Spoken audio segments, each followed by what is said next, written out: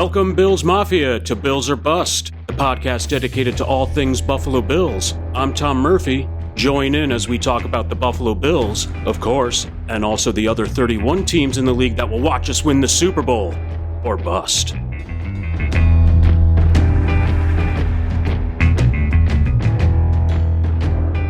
Hey.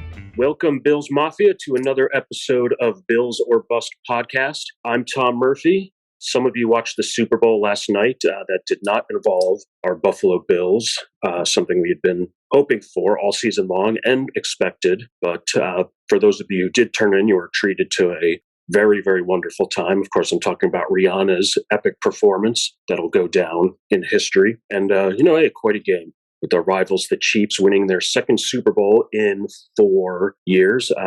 Congratulations to them, I guess. But today, I have a very special guest, a very good friend of mine, who is an actor in LA. You have seen him in TV shows like Gotham, Blue Bloods, Unbreakable Kimmy Schmidt, also the films The Frog March and Crown Vic, and is currently in a horror streaming anthology named Gnawbone Creek.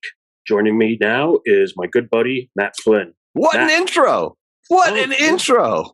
You deserve only the best, my man. Oh, my God. You should become an agent, mine specifically. Thank you, Tom. Yes. Well, I wouldn't do that to your career. I like you too much.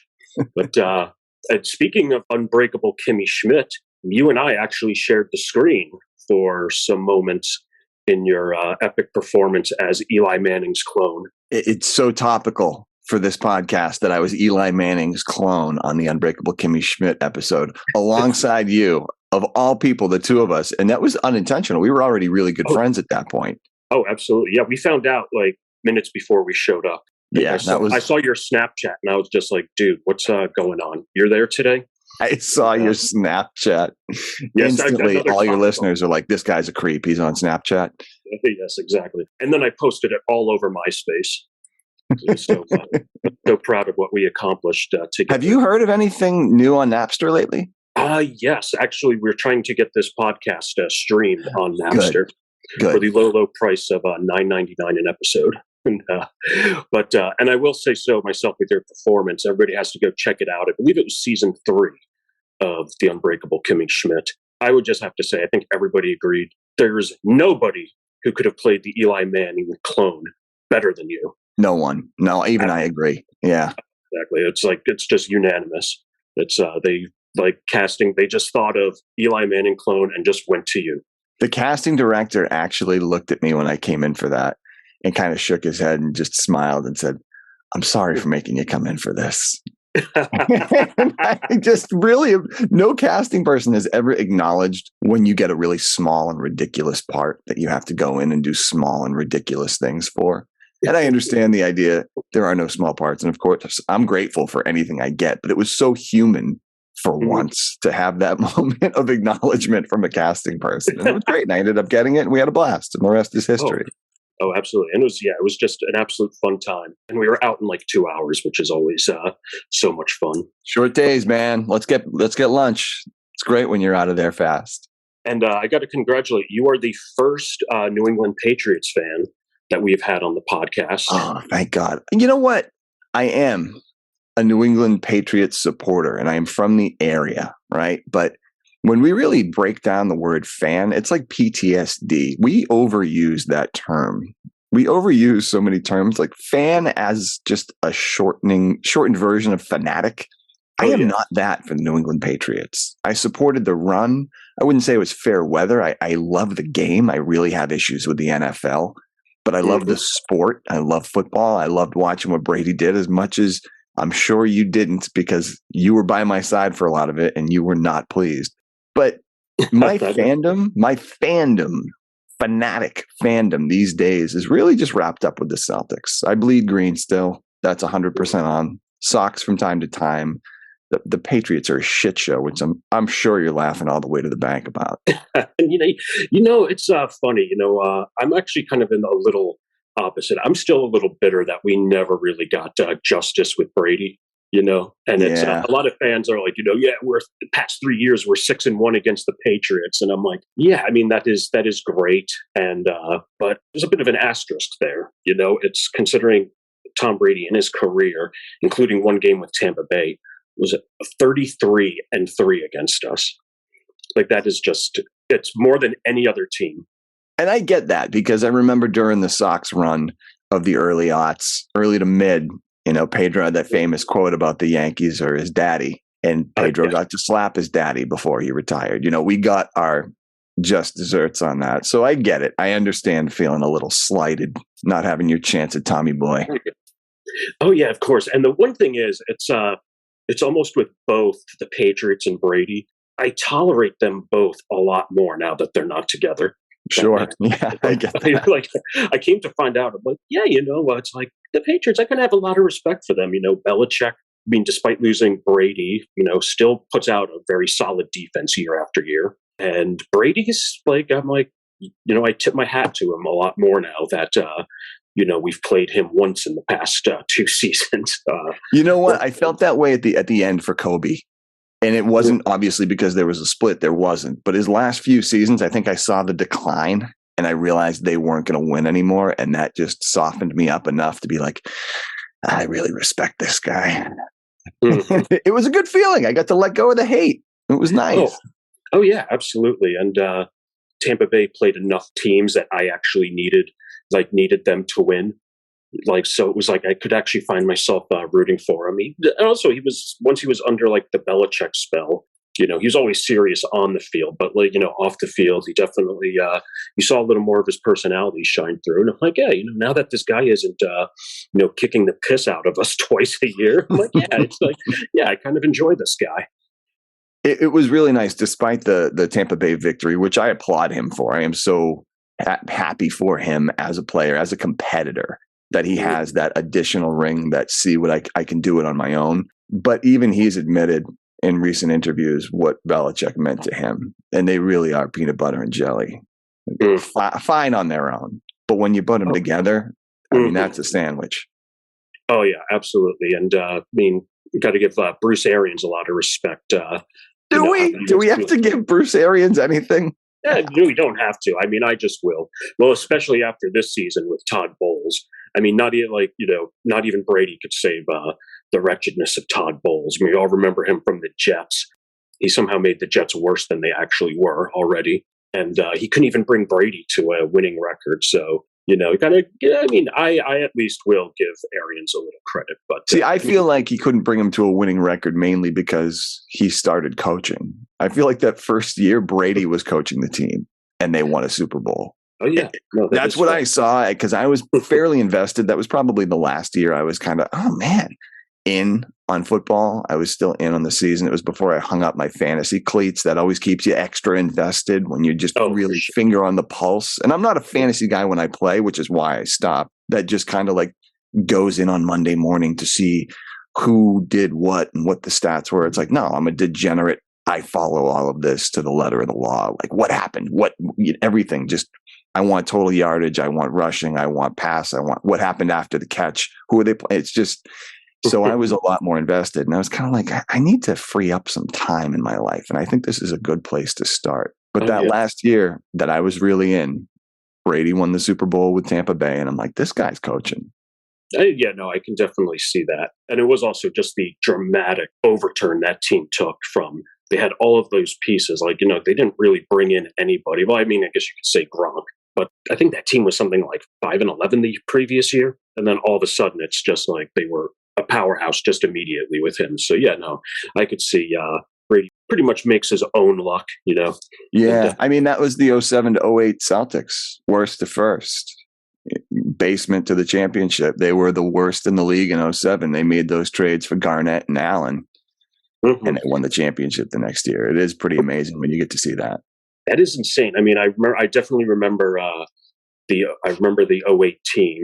I remember watching a few games with, not you at that point, but Ryan Shibley, a good friend of ours. Mm-hmm. And, that was the most I was ever into the Celtics.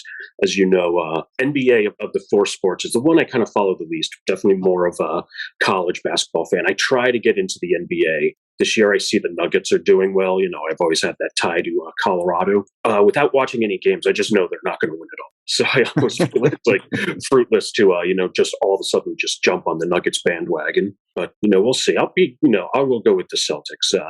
I always like seeing my friends happy. As we were mentioning, a lot of this podcast is just about fandom. And I know definitely, you bleed green, one of the biggest Celtics fans I know. And I was wondering, do you have any stories that kind of show your extreme devotion to the Celtics? Oh yeah, I mean a lot of my support for teams over the years has just come out in just raw, immature insanity, just crazy. I watched something. There was a TikTok video somebody sent me from last night where it's done its rounds. A bunch of Philly fans in a room.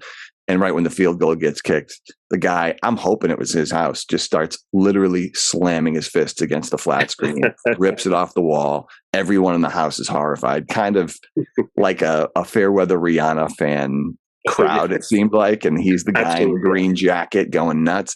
Yeah. I never ripped a flat screen off the wall, but there was always a threat of violence when things didn't go my way. I would get nasty, whether it was verbal or physical. There was an infamous time with this guy poking and prodding me during a Patriots game at this 1849 bar. I'm not sure if it's even there anymore on Bleecker. They did like 10-cent wings when I first moved to town. Tim, Corbett, all the buddies were all there. It was back in like 07, 08. I think it was the perfect season. And this guy was just dogging me for wearing this Brady shirt. And he was wearing a sweater vest. I just remember looking at him finally, and I just was like, who the fuck are you talking to? You come to a chicken wing bar on a Sunday in a sweater vest? A fucking sweater vest? And I just went full Boston on and just... Oh, yeah. And these things, I remember that season culminated obviously in that Giants win in the Super Bowl to ruin the perfect season. And again, I was so invested in that despite not being the biggest Pats fan or NFL fan, but loving football and really showing support throughout the year, 100% in, this guy came to a Boston bar and he ran up to us on this little platform table. And there's like two people that aren't Boston fans in this whole place. And he's a Giants guy. So he was just there as an antagonist. It went right up my ass. And he runs up to us and just does the pointing in our faces, tongue out and all this. And I got up and I had to chase him, chased him to the bar. And I just grabbed him by the back of the neck and did that low whisper in his ear and just said, show some fucking respect. Congratulations. And he just like nodded his head slightly, like a scared kitten that you pick up by the back of the neck kind of thing. Oh, yeah, exactly. And it was I just was not expecting this. No one fears repercussion anymore. And it's like, yeah, when you piss the wrong moron off during a sporting event, like things can go badly for you. Oh, absolutely. The worst of it ever was in 2010, Celtics Lakers game 7. We're up 13, I think, with like 7, maybe 6 minutes left. And they blow it. They fucking blow it. And I'm beside myself. I'm working on this show called Lights Out. It's a boxing series on FX. Absolutely. Oh, yeah, I remember that. We were out in this really cool, it used to be a chock full of nuts factory out in Queens, middle of nowhere, like right on this mini peninsula. It just overlooks the East River with a little softball field. We'd play ball during lunch. It was a cool time. And I was in the Teamster room, and the Teamsters knew what a lunatic I was with this stuff. So they were just kind of like keeping quiet. I'm like, that's a tough break. But one of the grips was in the room, this guy, Keith. And Keith was a buddy of mine, good guy. And he's a Knicks fan, but he hates the Celtics so much. And I don't get that because there was never a Knicks-Celtics rivalry. There was some animosity, sure. There was some competition. But the Sixers, clearly the Lakers, like there are other teams that really have a rivalry with the Celtics. And the Knicks just aren't one of them. Hopefully someday they will be. And he was rubbing it in my face. And I was like, dude, let it the fuck go. Let it the fuck. And he just wouldn't stop. And I lunged at him and just grabbed him by the neck. And all the Teamsters, who are the ones that are notorious for just being hothead maniacs, were the voices of reason and had to separate us. And it was this big ordeal. And it was really awkward for the next week. Right. And tense throughout all our time on set. And finally, during a scene, like an actual take, I was over at Crafty. It wasn't the scene I was working in. And he shows up. It's just the two of us. And I just looked up at him and I said, "Hey, I'm sorry about that, man." And he just completely caved, dude. He'd been holding it in for so long and was like, "I'm so sorry. I should be the one apologizing. I never should have. I know what it's like to be a fan." And we kissed and made up. But man, it's just the embarrassing, volatile, chaotic situations I put myself in through fandom. Yeah. Innumerable.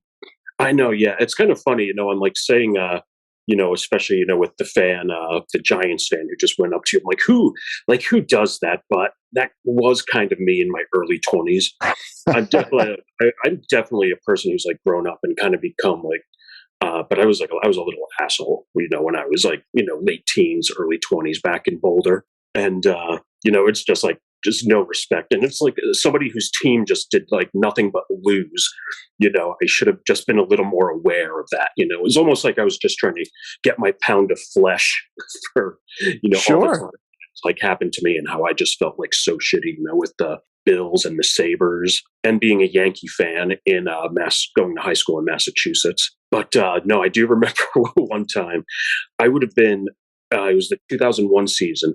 The Bills went something like 3-13 this season and just absolutely atrocious. And I was at the local bar, the Barrel House in Boulder, Colorado. The game started at like 11 there. I'd be at the bar at 10:30 and I would just be like, just completely incapacitated by the end of the game at like 2 p.m. And we were playing the Jets, who were actually a playoff team that year. And it was like, just like the most like disgusting game, most boring to anybody who was not a Bills or Jets fan. And the Bills ended up winning like 14-9. Like it was just, that score just pretty much says what the game was. And there was a table of like 4 Jets fans when I'm just like completely, out of it. And I just like, 22-year-old Murph just starts like hard palming their table, like to where drinks are like shaking. And I started chanting. This was the second to last game of the season when we had just won. And I started chanting 3-12. 3-12. Because that's what it brought our record to. And there were like, it was like 2 couples, like the 2 women and one of the guys looked like they wanted to kill me, but it was Boulder, Colorado. It's not a very like hostile town. People usually don't really act on that kind of stuff. And the other guy who was wearing like all Jets gear was just laughing his ass off. That's funny. That's for the 3-12 chant is classic. That's hilarious. Oh yeah. I mean, I was trying to be obnoxious, but also, trying to be funny and just recognizing how god awful like our team was that year.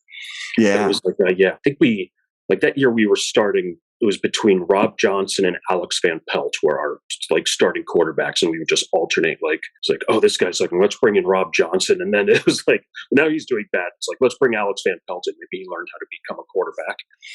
But another story. This is my kind of ultimate quintessential Bills fan moment. I'm going all the way back to 2007, and I had a ex-girlfriend. She was a current girlfriend at the time. We lived together, very close. And during the summer, she had mentioned to me, oh, we are going to have to go to Massachusetts, to the Cape for her grandparents' 50th wedding anniversary. That was going to be, let's say, September 9th, which was the Sunday of week 1. Okay. And I knew it was like, I knew it was a big deal. I had no problems with going to this. I wasn't like one of those just like, oh, I'm going to do your family obligations. It was just that it was week 1. It was going to be Marshawn Lynch's first game because he was going to become like the best running back in NFL history. Turned out to be a Hall of Fame running back for another team a couple of years later. Did he start for the Bills? I don't remember him being on the Bills. He started with them? Oh yeah. He was drafted 12th overall in 2007. Out of Cal. He was the second running back taken after Adrian Peterson. And we were so just absolutely thrilled to get him. The guy was just a beast.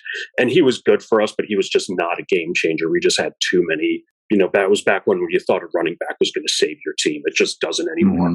Yeah. we still had zero passing game. It's like, yeah, you can have Marshawn Lynch, but when Trent Edwards and J.P. Lossman are your quarterback options, it's just going to be. But I didn't know that. I still thought the Bills they were going to win it all. They were going to go from 6-10 the previous season to win the Super Bowl because they got Marshawn Lynch, and I most certainly did not want to miss that week 1 against Denver at home. I still remember that game, but I also knew I'm like I'm probably not going to get out of this one. But just think, Murphy, like you have time to figure this all out. So fast forward a couple weeks as we're getting closer, like beginning of August, my ex-girlfriend told me, it's like, her brother Michael was going to be moving from Massachusetts to Colorado, him and his family, and they were going to be having a going away party like 2 weeks before the anniversary party was supposed to be. So I get like light bulb just goes off. I'm like, she can't expect me to go to both of these things because, it's like, I have to work. So she can't expect me to take 2 weekends off for family obligations. This is ridiculous. So I'm like, yeah, oh man. Yeah. It's like, I really feel I should be at, your brother's going away party in Framingham. Maybe I can just stay here for your grandparents' wedding anniversary. I had never mentioned the game. She just knew exactly. She was just like, she knew who she was dating. Yeah. She was like, no, I know why you don't want to go. It's like, you want to watch the Bills that weekend. And I was just like, I can't go up there 2 weekends in a row. And she was like, well, then I would much rather you miss my brother's going away party. But you want to know something, Tom? And she was one of the most dramatic, girls I had ever met. She will not be listening to this. So that's absolutely fine. And, when she would put on a cry fest, it was way over the top, she did not get that way. But while she was talking, tears just started. While she was talking very calmly, tears are just streaming down, her face. It's just like, I just know what's more important to you. So you just go and do whatever you want. And I'm just already feeling just horrible now. I all of a sudden change. And I'm just realizing that is such a big deal, and I loved this girl at the time. It's that's a big deal. You can't miss one game of a team that is most likely going to go 7-9 at best. It's like you'll get to watch 15 other games the entire season. And I was just like, no, it's I'm sorry, I want to go. It's I don't care about the Bills. And then a week later, she said, oh, good news. The party's going to be on Saturday. And I was just like, yeah. I was just like, yes. And I was like, oh my God, I'm going to enjoy myself so much more now. And I actually went and found a Bills bar in Boston that very next day, ironically, right across the way from the Garden. I can't remember what it was called in 2010, but or 2007. Yeah, this great bar. It was called the Harp. Just packed. You remember the Harp? The Harp, yeah. The Harp, Hurricane O'Reilly's, they had the penalty box. I don't even know what's there still. None of them could be, for all I know. But on Sundays, it was a Bills bar. And I remember a Patriots fan walked in 2 minutes into the game, and he was booed. And he was just like, what is going on here? That I would be stunned. I didn't know Boston would have a Bills bar at all. Oh, shoulder to shoulder, just absolutely packed. But yeah, no, that is always my kind of Larry David moment with the Bills. It's just But you know what? I was a little prick antagonist over every sport and everything when I was a kid, teenager. I just remember all these times that I was the dick with open palming a Jets table, right? But I wasn't in enemy territory. The thing that went across my ass was, don't come to a place where everyone on the other side is congregating just to be an antagonist. Oh yeah. That's hole in the soul type shit. Right. Well, I mean, it's just people have a different mindset, and that's not my style. Oh, yeah. And I feel like I've gotten so much better at being an antagonist or somebody who's just a little bit of a dick, maturity wise. I went to I think it was last year. It was Brady against the Rams. So I went to SoFi, to the $15 bajillion stadium, to check it all out and see what was what. And we had third row in the end zone seats. It was super cool to see Brady. I'm not big, to be honest, on live football. I'd much rather watch it on television. But I went to do the thing and to see Brady in person, which I'd never done. And they lost. They were losing, the Bucks. And everybody was going nuts. And I remember on the way out, we left probably with 3 minutes left. This drunken lunatic maniac looking into a mirror. Would have been me if I kept drinking, kind of asshole. Just got in my face and did the same thing basically as the Giants fan in the Boston bar. And I just held up 7 fingers, smiled, and whispered, and just turned around and walked away. And just as I turned, I saw him realize what I was actually saying. Like, Tommy, 7 rings, buddy. What do you have? Yeah, and exactly. I think of that guy every time I think about the Rams winning the Super Bowl. And I'm like, well, he got one. Good for him. So now he can give a finger back. He can give one back when somebody says anything about Brady to him. I know, exactly. Hold up one finger and mouth Matthew Stafford. Oh, yeah. But the one thing that makes me more annoyed with that guy is that guy was probably a Rams fan for like 2 years. Oh, yeah. Well, that's my favorite thing, too. It's like, oh, when did you move here from St. Louis? Yeah. I love that shit. I say I've matured. I really haven't. I went to a car dealership 3 days ago and I walked in a Celtics hat and the guy behind the counter is like, oh, yeah, you're lucky we're serving you at all. I was like, oh, you a big Lakers guy? And he's like, yeah, I am. And I'm like, cool, great team you got there. What year did you draft LeBron? I forget. What was it? He's like, oh, well, he's been there for 2 years. I'm like, oh, that's right. Yeah, no, he came over as a free. Well, what about Davis? What year did you draft him? And everything was going over his head, and he just started to sink in his chair when he started understanding. And I'm like, yeah, we got a homegrown team. So unless you're the Warriors or the Nuggets, you can fuck right off because really not interested in anything you have to say. Oh, yeah. No, I love how a guy in the dealership's just like, oh, you're surprised for serving you, as if you didn't like just turn around to like walk out that door, that he wouldn't have been like diving at your feet, like, singing, please don't go. I was kidding. It was meant to be charming. We have so many cars on the lot. We have to move. Please take one of them. Exactly. Yes, we're going to offer you 0% APR financing. Anybody that's doing that these days, any car dealers listening, the 0 APR game, it works with me, especially with Japanese engineering. Give me a call. Tom will float you my number, please. Oh, absolutely. Yes. Yeah. We had a great discussion about that the other day, about how, I figured I'm not a car guy. I've lived in New York for 19 years. So, I've never even looked into, pretty much my whole adult life, never looked into buying a car. I thought like 0% APR financing was something they offered year round, just to be like, just like as like a fake reward that they were giving you. Yeah, I think it's more of like it used to be a seasonal kind of thing. Mm-hmm. Like the Toyota sign and drive event is on now for 0% APR through March. All right, well, shit, that's cool. Maybe I'll go get a Toyota. But, in September, Labor Day comes, and guess what? The Toyota sign and drive event with 0 APR is back. Exactly. And now they're not doing it. Right now, it's just not happening. Oh, yeah. Everyone come on down, except Celtics fans need not apply. Yeah. No, if you're wearing a green hat, you can fuck right off. Yeah, exactly. Get out of our dealership. There was another time you made me think back to. So I've been sober a long time. I got sober at 18. I'm an old 40 now. And don't stop it. You don't look a day over 30. Too kind.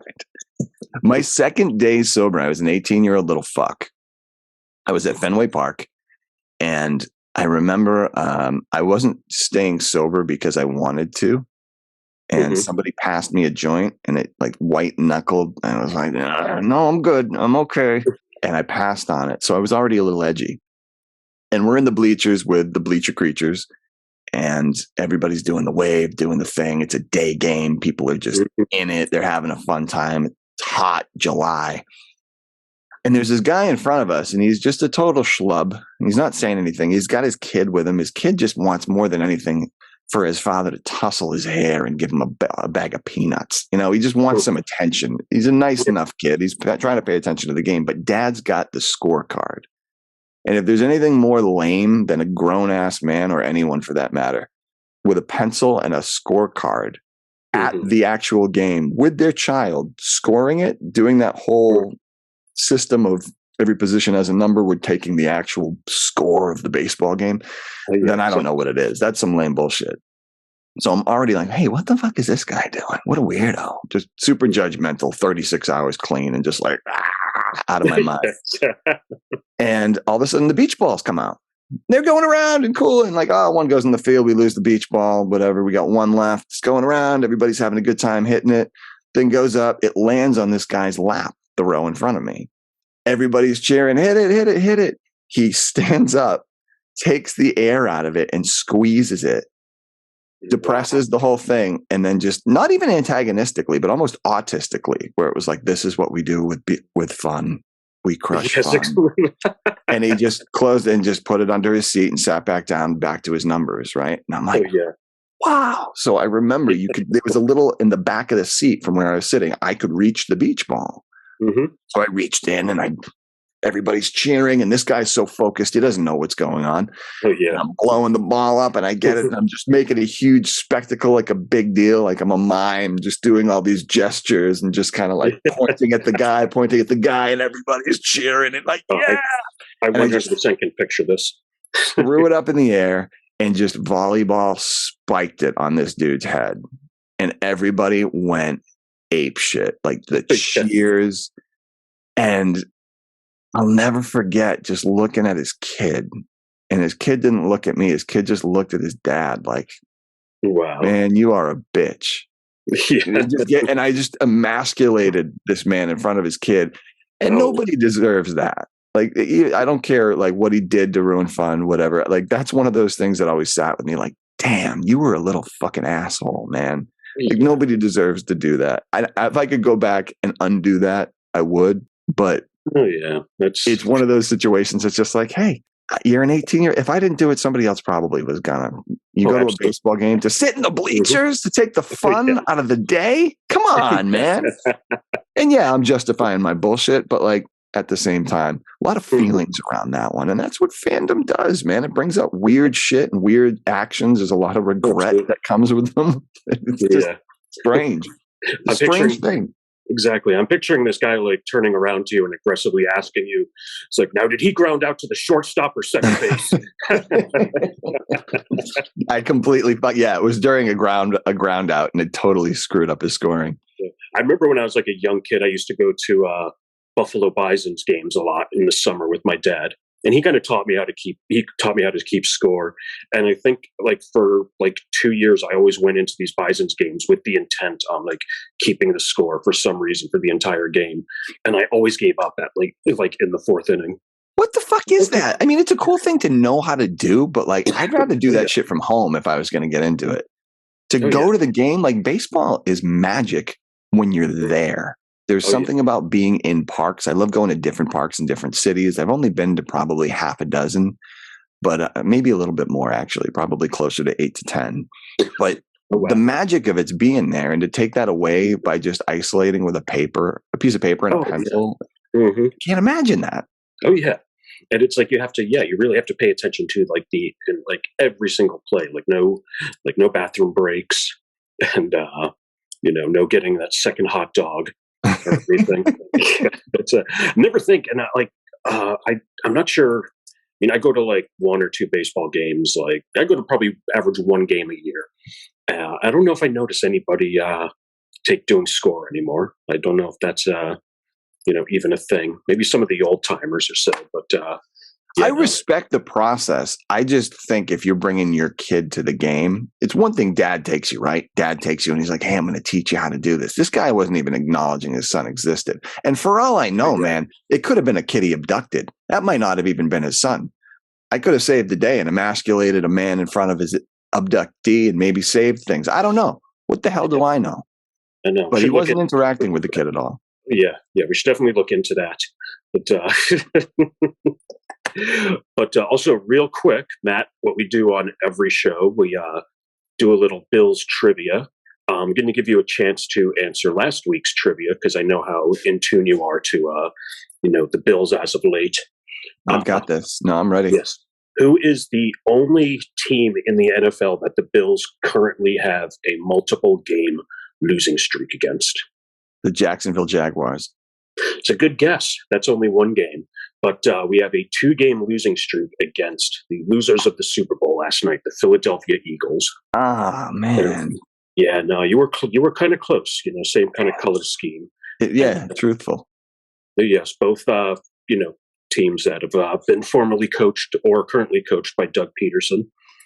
And they're only 1 team, and it's a 2-game losing streak. We have any other team, we've only had like 1-game losing streak against, which we could not say in years past, especially when the Patriots, they get 1 point. The Patriots had like a 12-game winning streak against us, which is just, completely absurd and unacceptable. And, you can, I know you're going to know the answer to this week's trivia question, but we'll just ask you to do what everybody else does and answer on Twitter at Bills or Bust Pod. But we're asking people to name the 4 sites of the 4 Bills Super Bowls that were in the early 90s. From 1 to 94. There were 4 cities. I know you can list them all off the... I've got 3 off the top of my head, but I won't say a word. Oh, absolutely. And but once we get off here, I'm definitely going to ask you which those are. And but before I'm getting the 2-minute warning from the producers. So just real quick in Bills news, Bills wide receiver coach Chad Hall signed a lateral move position, becoming the wide receiver coach of the Jacksonville Jaguars. Very well-liked coach. Many thought he was possibly a front runner for some OC positions, including ours, before the season of 2020. So while we'll miss him, we very much wish him luck, with the exception of the time we played Jacksonville. And obviously all of Bills Mafia's thoughts are with co-owner Kim Pegula's health right now. Her daughter Jessica recently announced that she suffered cardiac arrest a couple months ago, just right before Damar Hamlin's incident, of course. So she's recovering in the hospital, and we all wish her well. So much she's done for the city of Buffalo and this team. And, we're rooting for you, Kim. And once again, I need to thank my good friend, Matt Flynn. Well, and thank you for having me, man. I just want to say real quick on that last note, just in conjunction with it, I have a really good friend out here who works for the NFL, and he goes to every game he can for the Cowboys, loves the Cowboys. He's a lunatic Cowboys fan, Cowboys tattoo, Cowboys. However, he went to the Buffalo game the week after Damar Hamlin, and he had such an overwhelming emotional experience there. This big, tough guy was just in tears retelling it. And he's like, I couldn't stop crying. Just the love and the support. And kudos to you guys, to your fandom. Like class acts, Buffalo, I root for you guys to do well, because so many of the people in my life that are Buffalo fans are good people. And yeah, sure, you're lunatics in your own right, but there's something different. You're not those fucking Philly parasites. You know what I'm saying? Like, you guys have some heart, and the experience he had up there. God bless you guys, man. You did it right, and it was really a joy to hear him retell it. So, I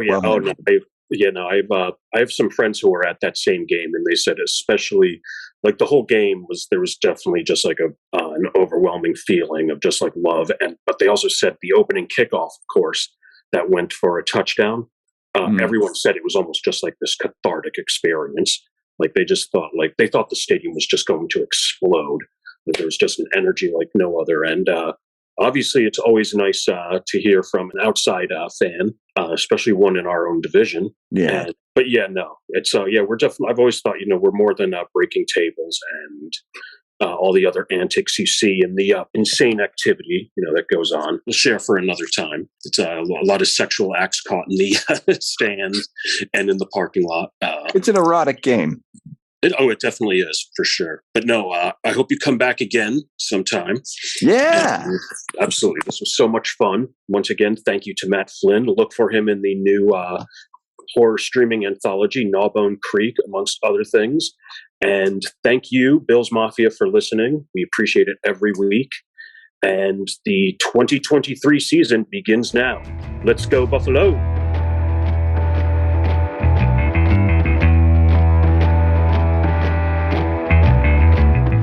Thanks again for listening to Buffalo Bills or Bust. Remember to like and subscribe, leave a comment, and let's go, Buffalo! Buffalo Bills or Bust has been a Samurai Dinosaur production. Copyright 2023.